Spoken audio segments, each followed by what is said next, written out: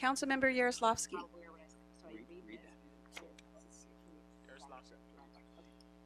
Oh, here. Councilmember Soto Martinez. Here. Councilmember Lee, absent. 4 members present and a quorum, Mr. Chair. Thank you so much. Madam Clerk, I'll begin by asking if there are items members of the committee would like to hold on the desk.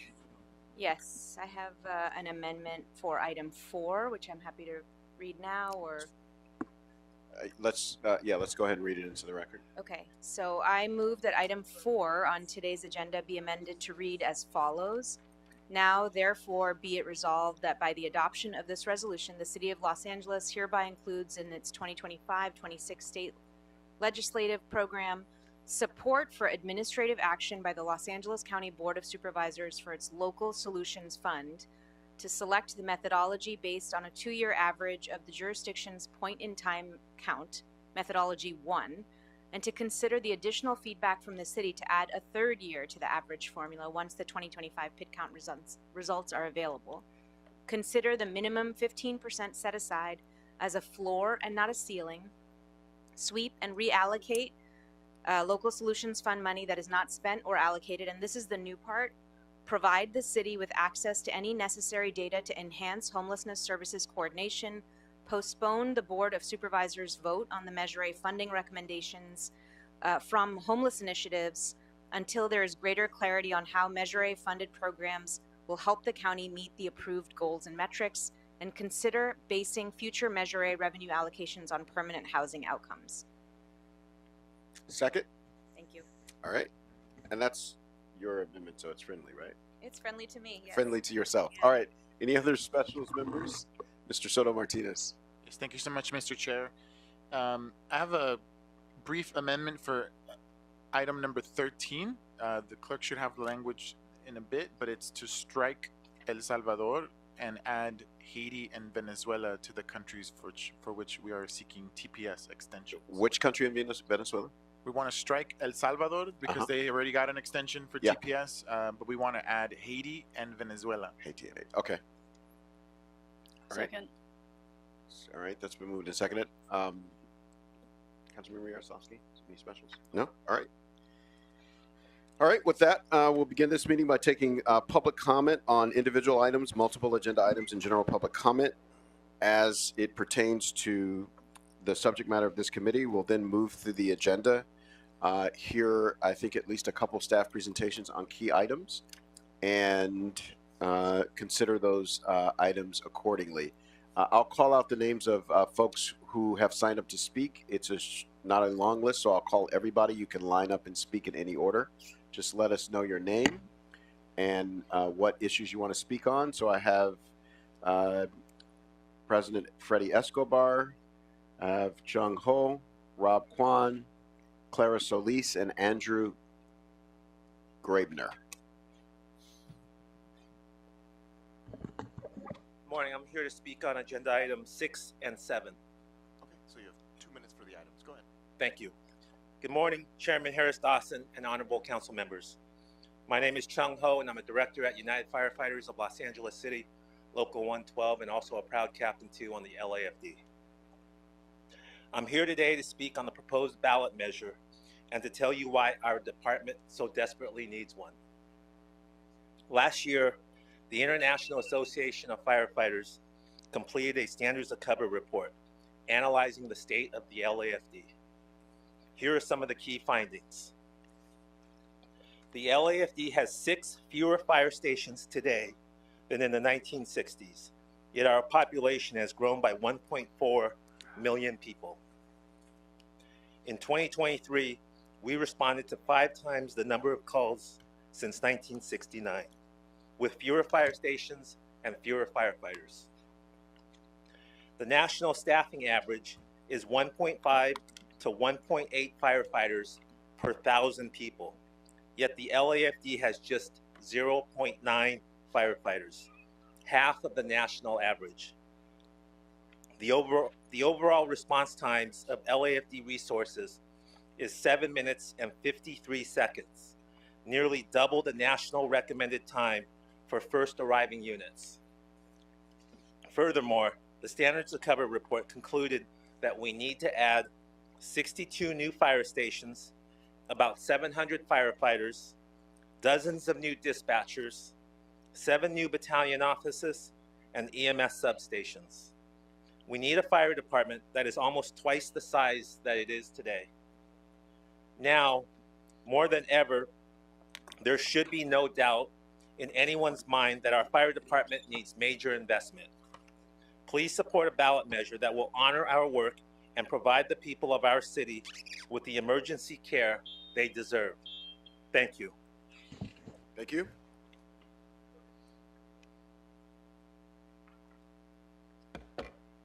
Hi, Clara Solis, member of the Historic Highland Park Neighborhood Council, speaking on my own behalf with general public comments in support of item 13 and opposed to item 14.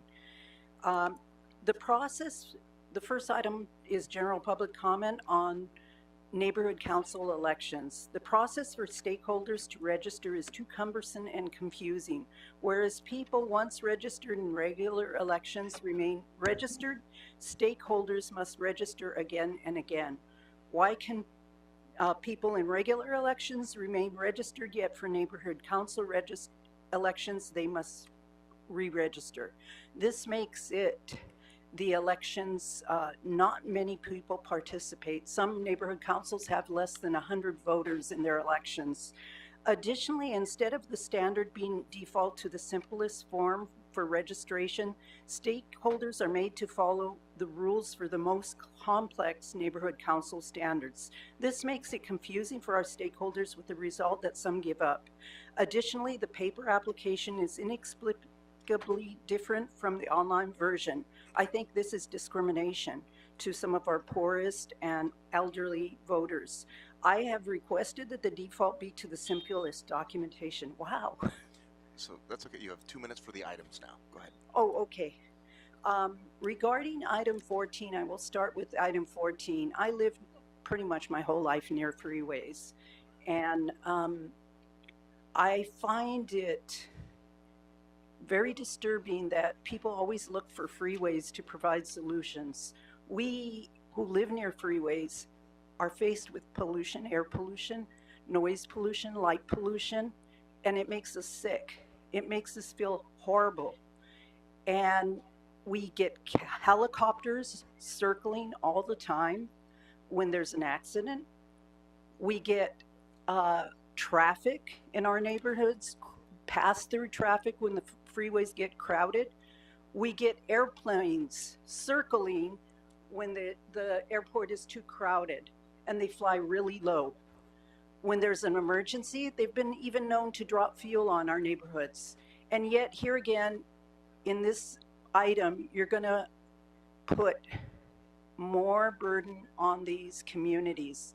There's no indication of where these places will be, but I find it disturbing that you're looking to, again, to these communities, mostly communities of color, mostly poorer people, to be burdened with yet another possible danger of fires in underpasses, under underpasses. We know that there have been fires under underpasses, and it says that they will be looked at to make sure the RV is secure, but are city staff really going to be able to find all the dangerous chemicals and that could ignite in an RV? We had an RV in Highland Park catch fire at a gas station, and it was a newer RV. I think this is a very dangerous proposition. Thank you. Support item 13. Thank you.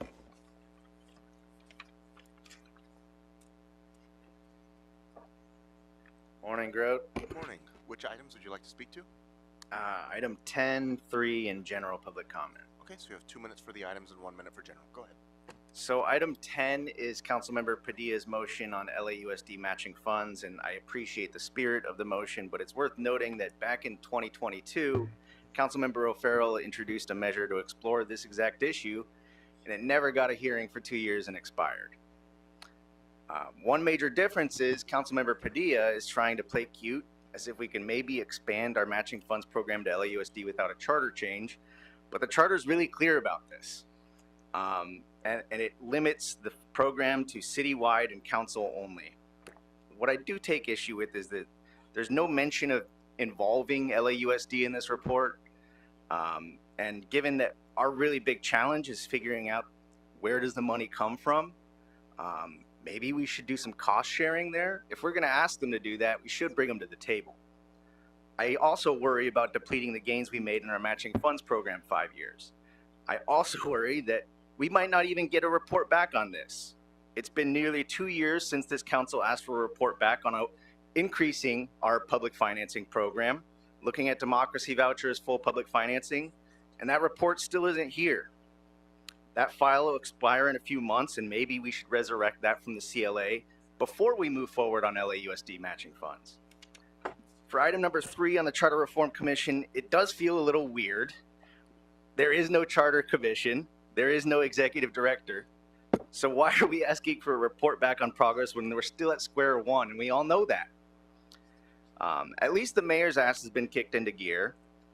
You might know the recall campaign on their website includes her failures on reform and links to that Politico story. Really unfortunate. Didn't want to see that happen. But is she going to take this seriously? I've been happy to give a few weeks of breathing space, but given the application deadline she put out, that means we might not be seeing her appointments for another month. General public comment. Part of the reason people aren't giving the county as much heat is because they did reform. And mind you that in Council District 13, Measure G passed by 33-point margin, and CD 4 and 8, a 20-point margin, and CD 5, an 11-point margin. And, you know, the Politico story did at least tease out some positions, some conversation for the first time in 6 months. And I agree with Councilmember Rahman that we need to act now, and we need to get things on the 2026 ballot. I also agree with Tim McCosker. We need a comprehensive review. I also think that jamming this through into one ballot inherently limits the scope of what we can include. And I see a lot of value in maybe extending the life of this commission so that it can make recs for the 2026 ballot and follow up with additional recs for the 2028 ballot. What I don't want to see is this council get ahead of them and short circuit their scope of review before they even get a chance to get off the ground. So let's not do that.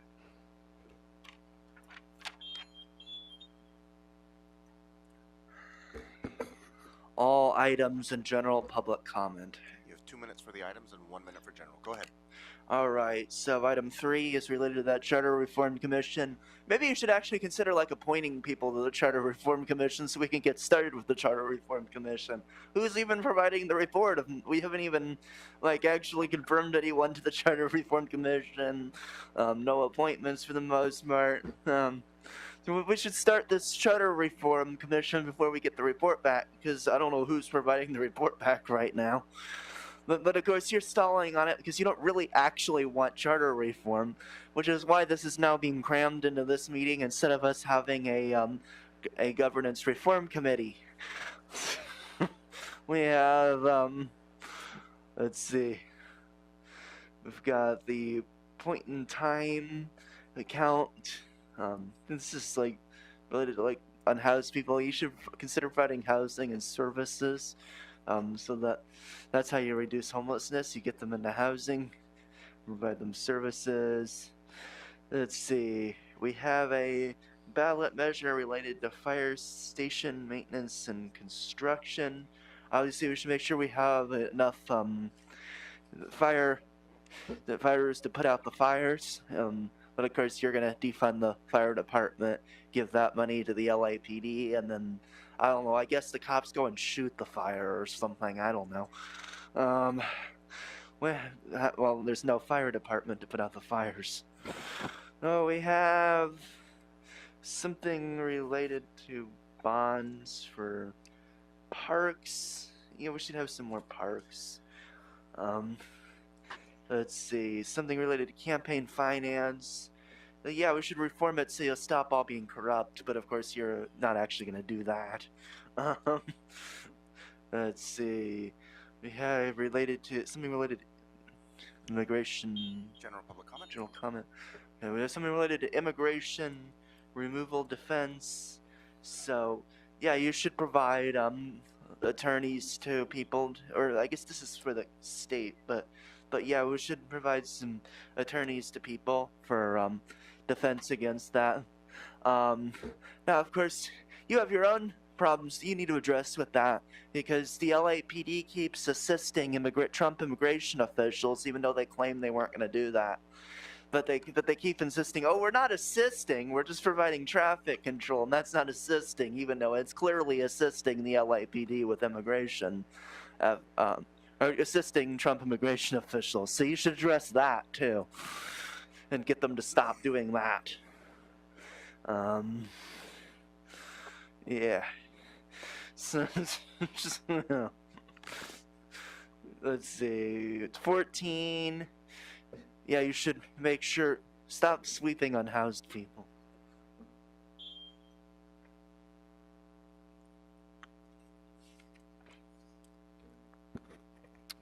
Good morning, Chairman Harris Dawson, committee members. I'd like to speak on items 6, 7, and general public comment. Okay, so you have 2 minutes for the items and 1 minute for general. Go ahead. Roger that. Good morning. My name is Freddie Escobar. Proud and humbled to be the president of United Firefighters of Los Angeles City, representing nearly 3,400 of the best firefighters right here in your LAFD.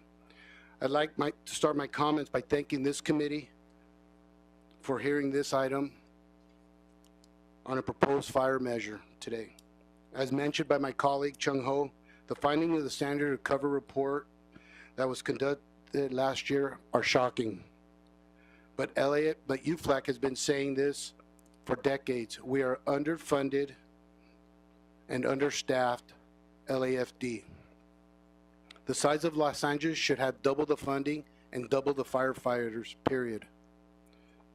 San Francisco, Seattle, and Los Angeles are 3 major urban cities dealing with similar challenges of fires, earthquake, and homelessness. Yet, this is what the residents of each of those fire departments pay. San Francisco Fire, residents pay $673 per year. Seattle Fire, residents pay $359 per year. Los Angeles City Fire, the residents pay $220 per year for their fire department. If we paid $673 per resident like San Francisco does, our annual budget would be $2.5 billion. Yes, $2.5 billion if our city valued its fire department the same way San Francisco does. We're asking our elected leaders to support a ballot measure if we're serious about making public safety a priority for Los Angeles and the future of Los Angeles. We cannot continue to do more with less. Years of neglect and lack of significant investment in our fire department has gotten us to the breaking point. The brothers and sisters that we represent at UFLAC cannot continue to do what is asked of us. It is simply not sustainable in the field representing the residents of Los Angeles. So whether we accomplish a ballot measure through the city council process or by taking it straight to the voters through signature gathering, we need to get it done now, and we need to work together regardless, united as a team. Thank you very much for your consideration on this important item. Thank you so much. That concludes public comment for this meeting. Thank you to everybody who came out to join us and share with us this morning. Madam Clerk, we have a list of items that I'm going to recommend that we adopt on consent, and it's quite a list. So it's 1, 2, 3, 5, 8, 9, 11, and 12.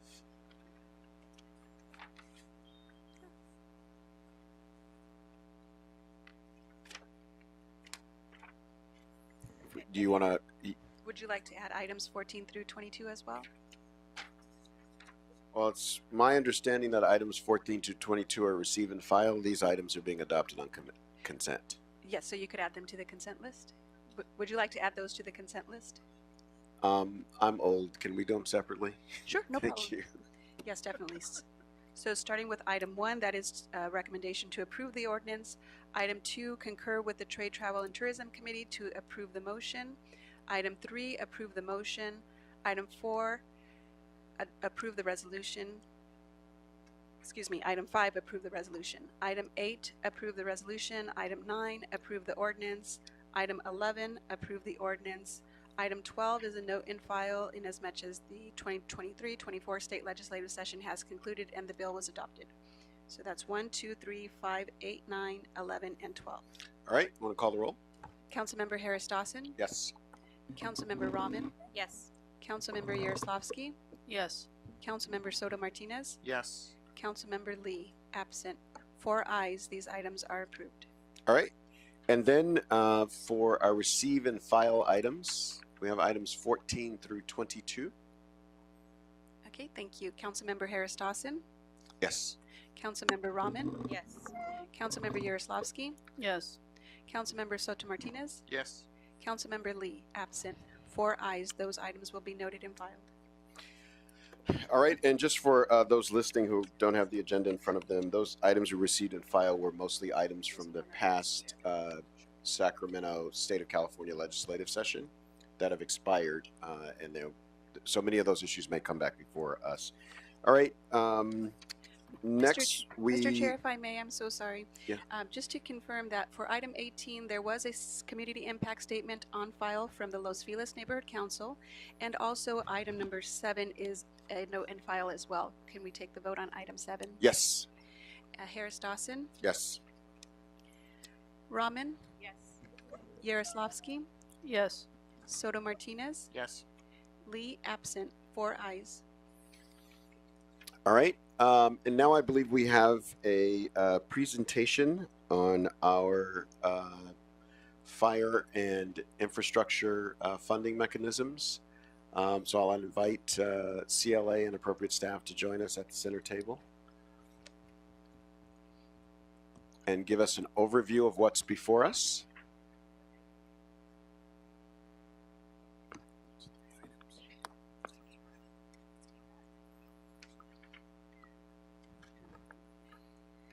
Hi, good morning. Yolanda Chavez with the CAO, and I'm joined by.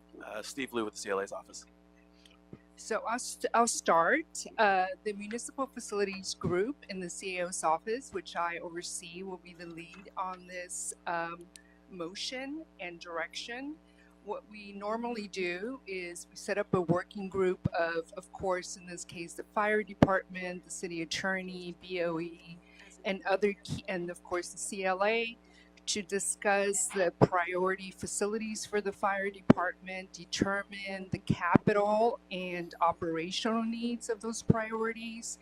BOE will then run estimates on those facility priorities, and then we will look at the different types of tax measures or geo bonds that could fund those priorities and come to you with recommendations for a ballot measure. Given the time, we would bring it and ensure that everything is approved to be able to go on the ballot no later than December, when you recess for December. So that is a very brief overview of sort of the process we follow when we work on these ballot initiatives. So I have a question, and then I'll kick to members of the committee. When you all conceive these reports, you know from the public comment that we got, particularly from members who represent our firefighters, that we need stations, right? There's a call for stations, but there's also a call for staff, right? And there was just a general call for greater investment on behalf of, by the people of Los Angeles in the fire department. When you report back to us, do you report back different things that achieve all of those, or one thing that achieves everything? Because I know like bond funding can't be used for staff as an example, and there are other restrictions. Do you all present a number of options that address all of the things that were raised, or yes, do you focus on that's one what thing or we another? would do. So we would look at the capital needs, and then of course the operational needs, and come to you with options on the type of measures that fund, operations and capital, and maybe do a percentage. As you said, general obligation bonds, which is what we normally use for public facilities to either rehab or build new, can only be used for capital and acquisition. not for operations. So we'd have to look at other types of measures that could fund operations, staffing, and just ongoing operations for those new stations. All right, members. Councilmember Rahman. I had a question about how the consideration of increased operational costs might be presented as part of this discussion, because it would be outside of the bond measure. So if we were to build a certain number of new fire stations or add to our existing facilities, presumably that would also have an impact on staffing needs for the department. And so would your research also consider what it would cost the city to staff any new facilities that were built as a result of this? And how would our discussion on the bond measure consider those implications formally? Yes, it would. That's part of our analysis. We would come to you with what the priority stations are, including maintenance or new stations, the staffing needs for those stations, and then you would have to consider the type of measure we would put on the ballot.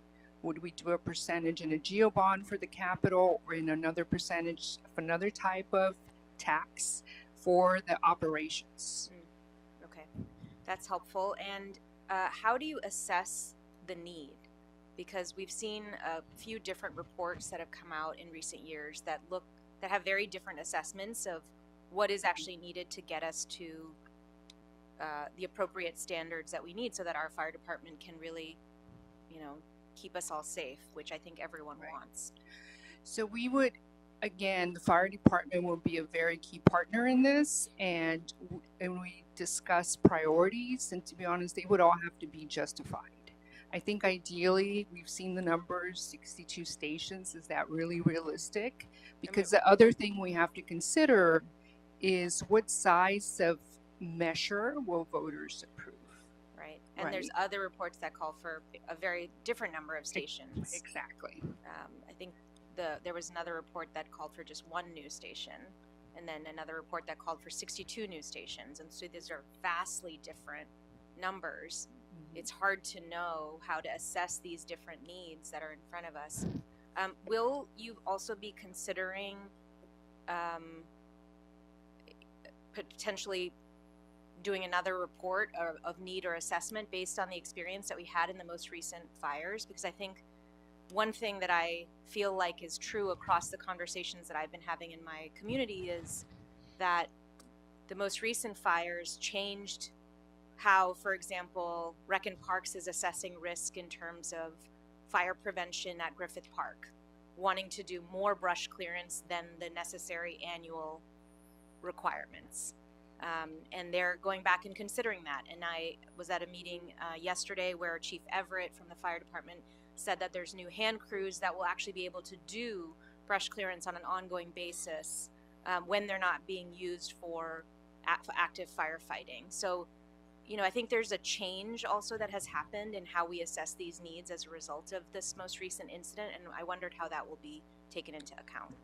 Well, I think we could have the discussion with the fire department on their brush clearance program and maybe what other improvements can be added to that program as part of this, report and analysis. Yeah, I'm not just talking about brush clearance, but overall our firefighting response, our ability to respond to major incidents like the one we saw, which we've never seen before in LA, but doesn't seem implausible that we might be facing that kind of risk again. Right. So part of what we would look at in terms of discussing the priorities for the fire department is where stations are needed, the response time, what is the service area for those stations, and really assess whether the new stations being proposed are needed to address those needs and response time. So I think that's all part of the discussion. All right. Yeah, and I just encourage us to be as take on the hard questions in that discussion, because we do have limited funds and we absolutely must keep people safe. And how we can deploy those dollars to do that work is so important. And I think we just have to be able to tackle questions of staffing, what people are doing in their roles, really head on in order for us to be able to truly achieve the goals of the city and do what we must do for Angelino. So thank you so much, and look forward to watching this process move forward. Thank you so much. Councilmember Yaroslavsky. Thank you. So you both asked a bunch of the questions I had. I'll just start by saying I think it's abundantly clear to everybody that LAFD needs updated infrastructure and additional resources. So I'm going to start there.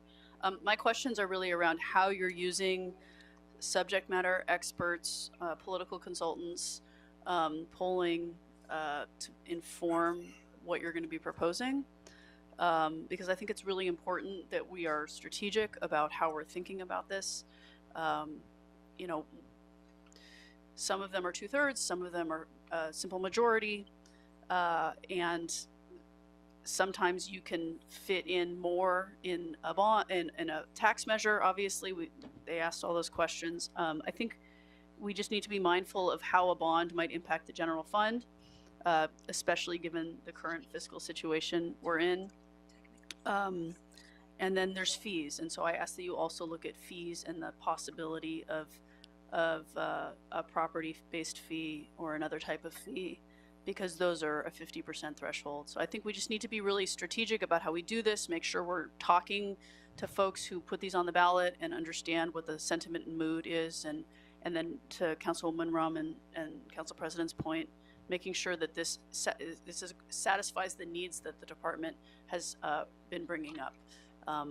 So I have, so I guess it's a question, you know, how are we using, do we have a bench where we can bring on a consultant to help us think through what the, not only, we know what the options are, but what's politically feasible and possible, and really guide us through a process so that we don't put something on the ballot that's going to fail.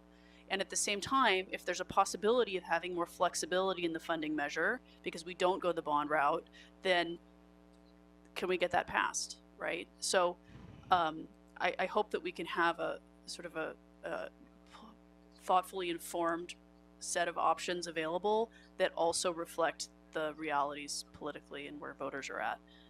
I have a verbal amendment that I think sort of summarizes what was raised by my colleagues. I'd like for the report to include recommendations on a bond versus alternative funding measures, including fees and taxes, what infrastructure or staffing could be included with each option, and the difference, if any, in voter approved threshold, and also have that be informed, if possible, by someone with campaign and election consulting experience. And I would just add that I have a very strong preference. You mentioned that we could possibly do more than one funding measure. I think there should be one. My personal preference is that there's one fire funding measure on the ballot, because we may need to do something else, Olympics related or fire recovery related, or just generally to support the physical health of the city. If I can just respond to that. So normally in our reports, we do give you the entire menu of different options. And I'm sorry, when I meant several sources, it's really within one measure because of the different types of funding we may need, capital versus operations.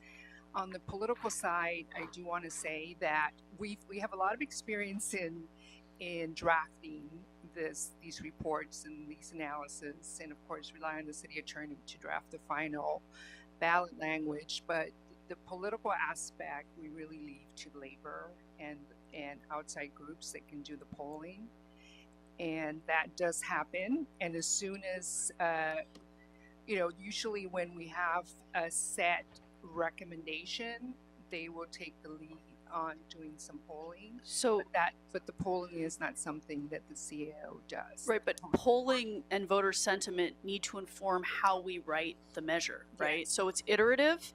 Yes. And if we just drum it up internally create it internally without having feedback from voters on what language to use and what they're willing to support amount-wise, and the scope of what the support's going to be, then we're setting ourselves up for a much harder road. And I think all of us recognize that we need something to pass, and it needs to solve the problems that are being, raised by the department.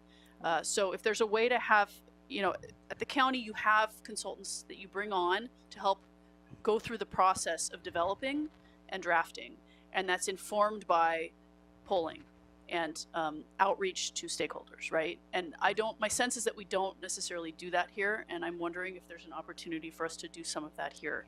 And maybe that's a collaboration with labor to make sure that that is happening now so that we can figure out what it should be and how we talk about it and how we draft it and what the scope of it is. Right. I can tell you that the last public safety ballot measure we were working on right before COVID. In fact, I think the final BOE report came in November 2019, and we obviously put a hold on that.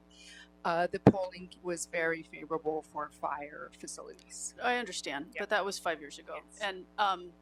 And we have to figure out the scope of what people will support, because if people would support a tax, that would help us with the staffing, right? We build a bunch of stations, but there's no staffing money for it. You know, we all agree that it should be higher for the department, but if we don't have the money, then we can't do it. So we all want to do it, but that has to be there because it's not in this year's budget, right? So I'll stop, but thank you. Thank you, Councilmember Yaroslavsky. And I want to second her motion, particularly the part about us doing our due diligence as a council and not leaving it to other constituencies to do that work. If this council is going to put something before the voters, we ought to have an idea, an independent idea of what the voters think about it.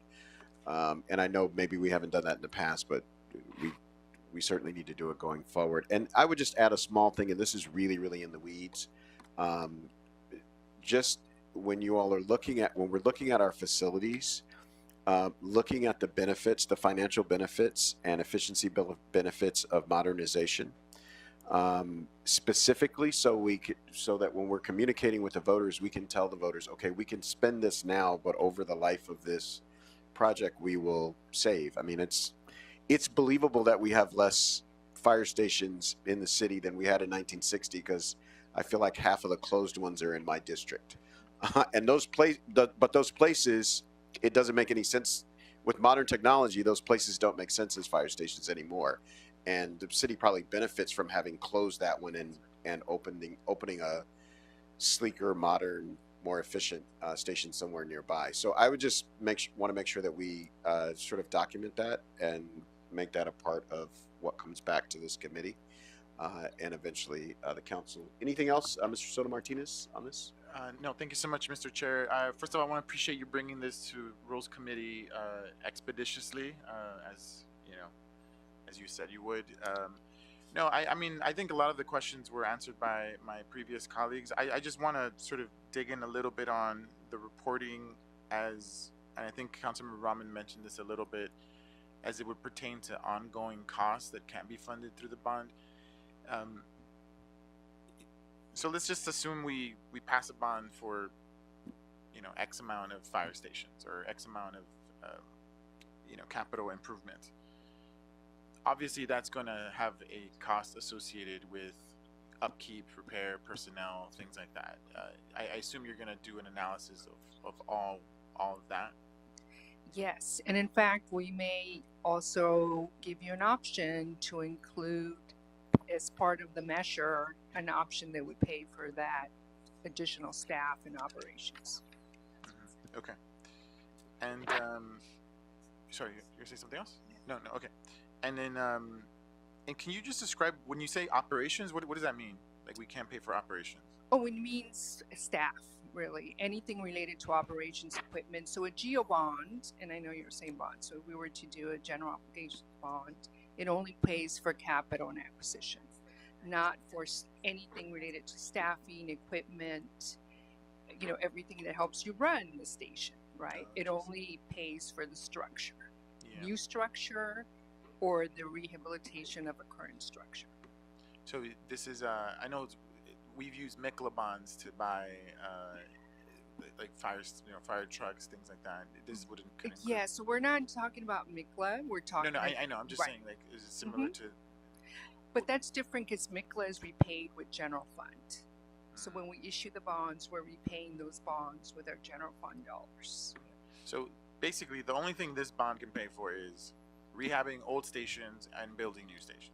Well, the only thing a geo bond can do is yes. But when we're talking about a ballot measure, there are lots of other options options, right? There's sales tax, there's parcel tax, there are different options that are more flexible and will allow you to pay for all of that. So we will bring those options to you. Okay, thank you. Well, I look forward to supporting this today and continuing to have the discussion over the next few months, see where we land. Thank you so much, Mr. President. All right, thank you, members. So if there's nothing else, we've got 2 items before us. We've got item 6, which I think has a couple of amendments. Yes, there's a request to add the zoo facilities to the list of report backs. Okay. But Councilmember Yaroslavsky made an amendment as well. Yes, we do have Councilmember Yaroslavsky's verbal amendment. All right. So we have, so if you can give us some guidance, Madam Clerk, we have items 6 and 23 that cover the same topics. Can we vote them together and attach the amendments accordingly? Thank you. Yes, let's vote on them together, and we will attach the amendments to item 23. Got it. Okay. Okay, Councilmember Harris Dawson, Yes. Councilmember Rahman, Yes. Councilmember Yaroslavsky, Yes. Councilmember Soto Martinez, Yes. Councilmember Lee absent. 4 ayes. These 2 items are approved, and 1 as amended. All right. Thank you, everybody, on that one. What's next, Madam Clerk? Would the committee like to vote on item 4 as amended? Yes. Any comments, Councilmember, on item number 4?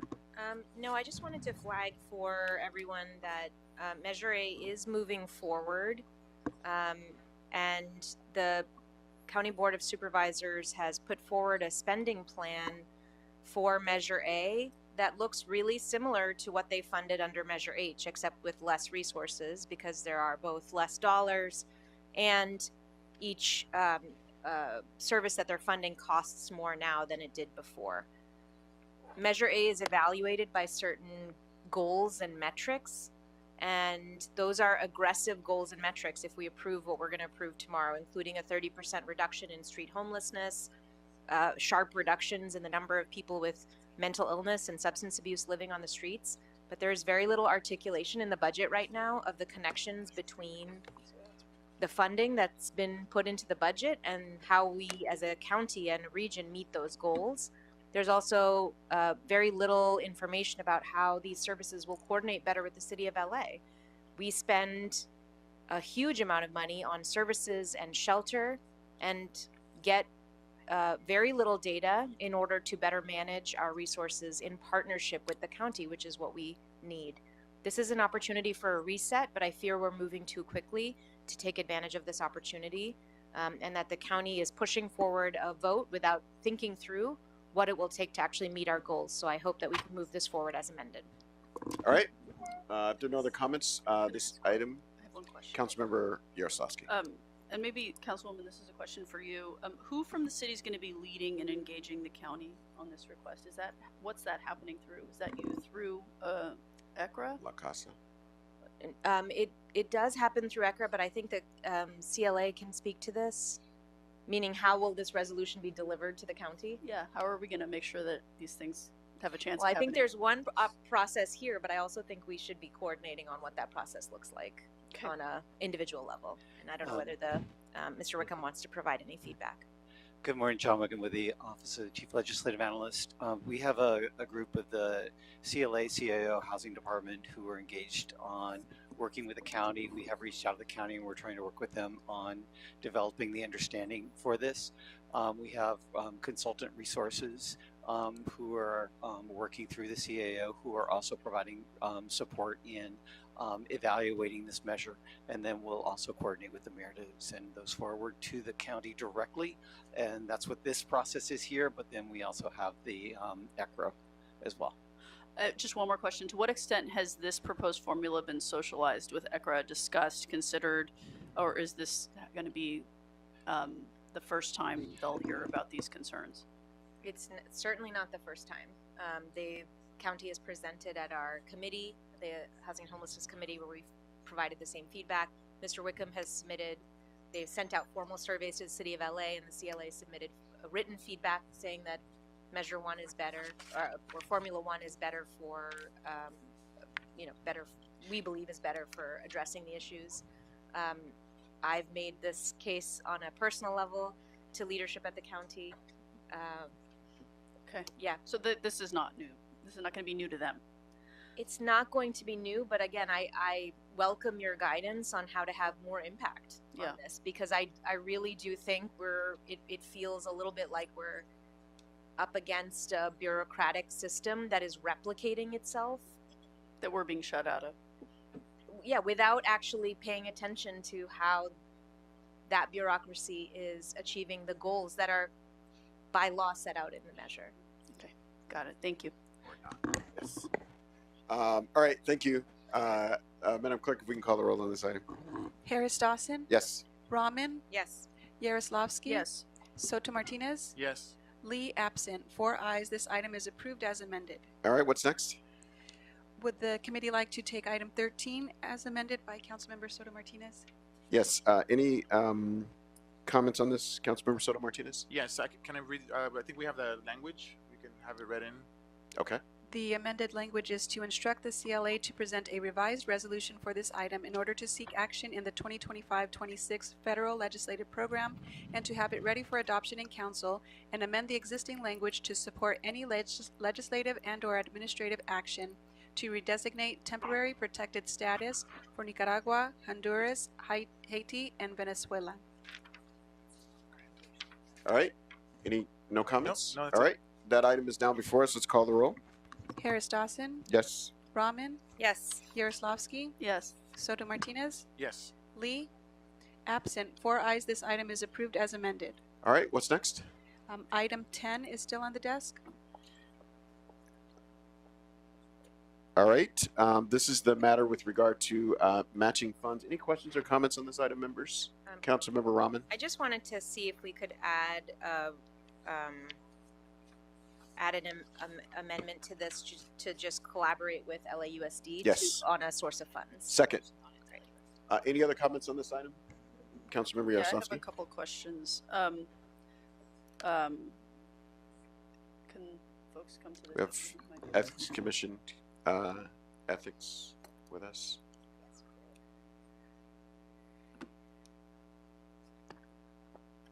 Thank Good you. morning, council members. David Tristan, Executive Director, City Ethics Commission. Hi. Just a few questions. Do we have a sense of what this program would cost each fiscal year? No, we would have to do a calculation. The funding for city candidates varies depending on whether there's open seats, how competitive it is. Sure. There's additional qualification requirements, so we'll have to consider that and how we would apply that to LAUSD. That obviously each school board seat has a much larger geographic area, so consideration of minimum number of contributions, higher funding amounts, things like that will be part of the assessment that we make. Okay. Could LAUSD or the state pay for something like this or contribute? Or is I this... think we would have to discuss that with the city attorney, since currently the city's public trust fund is entirely paid through via the general fund. Okay. Are there any cities that you know of in California that contribute matching funds to school districts? I am not familiar with any in California. This feels very adjacent to our work. Last question. LAUSD boundaries don't necessarily overlap with the city of Los Angeles boundaries. So this is more of a statement rather than the question. It's kind of rhetorical, but why would we use LA tax dollars to pay for candidates that could be from outside city boundaries representing non-LA residents? I think that's a question for the council to consider. But Okay. we'll absolutely come back with options and scenarios. And as Councilmember Rahman said, we'll engage LAUSD in those discussions in terms of population size, things like that could have an impact on any consideration in terms of funding. Okay, thank you. Sure. And just to follow up on both council members, I assume one of the options that you'll come back to us with is that LAUSD will pay the matching funds.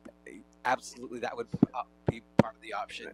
And I would just encourage that option is near the top of the list. Okay, all and right. Just to give you some context, currently the public trust fund is roughly at around $20 million. It does fluctuate. For example, the last citywide election, we paid out $13 million to all candidates. So while it's robust right now, it can definitely change once we have open seat elections. Got it. Okay. All right. Any other questions, comments on this? All right. Seeing none, let's call the roll on this item. Harris Dawson, Yes. Rahman, Yes. Yaroslavsky, No. Soto Martinez, Yes. Lee, absent. 3 ayes and 1 no. This item is approved. Thank you. All right, what's next? Just one moment. Madam Clerk, what's before us? Just one moment. We're waiting on clarification on one item. You know what? I have a All right, so there's a motion to reconsider item 23 for the purposes of an amendment by Councilmember Yaroslavsky. Let's open the roll on reconsideration. Harris Dawson? Yes. Rahman? Yes. Yaroslavsky? yes. Soto Martinez? Yes. Lee, absent. 4 ayes. This item is now before the committee. All right, you have an amendment, Councilmember? Yeah, let me just, as context, let me just say we had a very similar motion, you know, this one instructs the CLA and the CAO to report back with a big list of infrastructure and maintenance needs, including new facilities and the rehabilitation of existing facilities that would be eligible for an infrastructure bond to go to the voters in November 26th. I just asked that this report is heard with the report back from motion 25-0029, which is item 7 on the rules agenda today. That way we're consolidating when we talk about funding measures. We're having one conversation, so it's not really fragmented, and then we don't know what we're putting on the ballot in combination. So I ask for your aye vote. Right on. Second. Okay. All right, so it's been, can we reconsider item 23 as amended? Yes, so now the vote is on item 23 as amended. Harris Dawson? Yes. Rahman? Yes. Yaroslavsky? Yes. Soto Martinez? Yes. Lee, absent. 4 ayes. This item is approved as amended. All right, what's next? The desk is clear. All right, we are adjourned. Thank you so much. See everybody in 4 minutes.